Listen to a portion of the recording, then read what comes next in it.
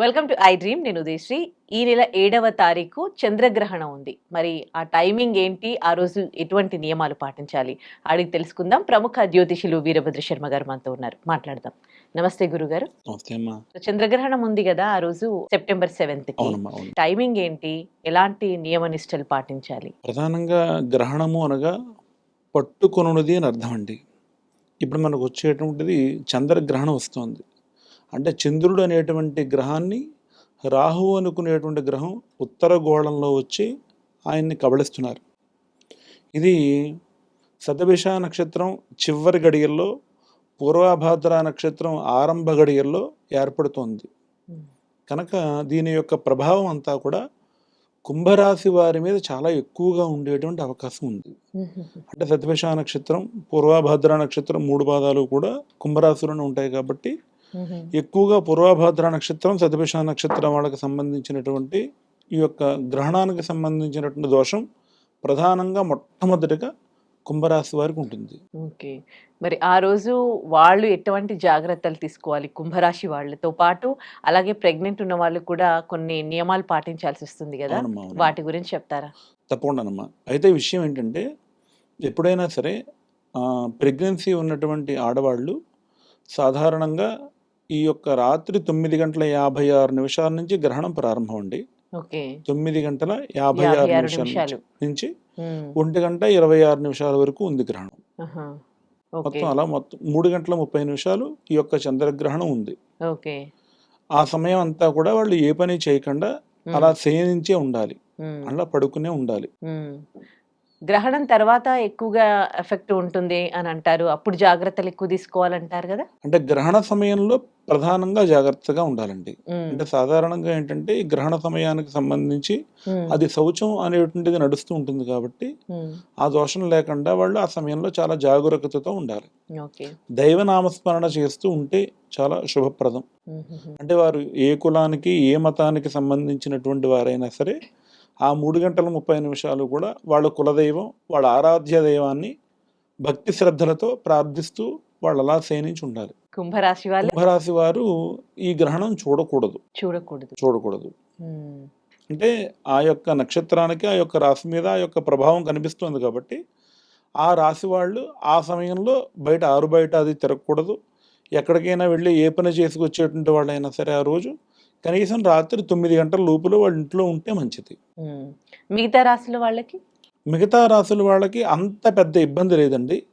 అయితే ఏంటంటే రాశి నుంచి చతుర్థ రాశి, సప్తమ రాశి, అష్టమ రాశి, వ్యయ రాశి అని కొన్ని రాశులున్నాయి. హ్మ్. ఆ రాశుల వాళ్ళు కూడా గ్రహణం చూసినా ఇబ్బంది లేదు. హ్మ్.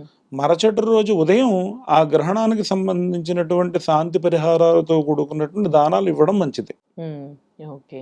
ఆ రోజు ఎటువంటి ప్రత్యేక పూజలేమైనా చేయాల్సి ఉంటుందా? ప్రధానంగా ఈ కుంభరాశి వాళ్ళు, అలాగే కన్యా రాశి వాళ్ళు, అలాగే కుంభరాశి నుంచి షష్టమం కర్కాటక రాశి వాళ్ళు, హ్మ్. వ్యయం మకర రాశి వాళ్ళు, ఈ రాశి వాళ్ళందరూ కూడా ఒక రాగి చెంబు ఒకటి తీసుకుని ఆ రాగి చెంబు నిండా ఆవు నెయ్యి పోసి ఆ రాగి చెంబుని దానం ఇవ్వాలి.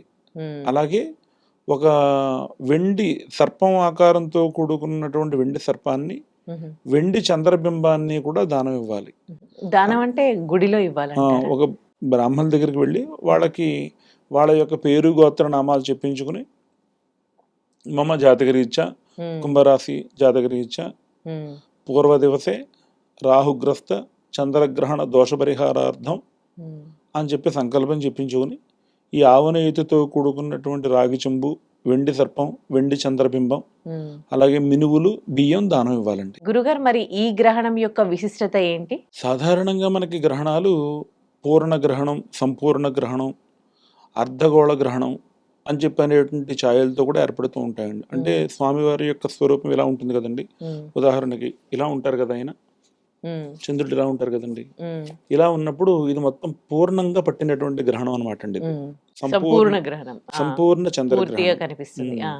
అయితే కొన్ని కొన్ని గ్రహణాలు అర్ధ అంటే అర్ధ చంద్రాగోళం ఆ! అంటే 3 వంతులు పట్టుకోవడం హ్మ్. ఇలా కూడా ఉంటుంటాయన్నమాట.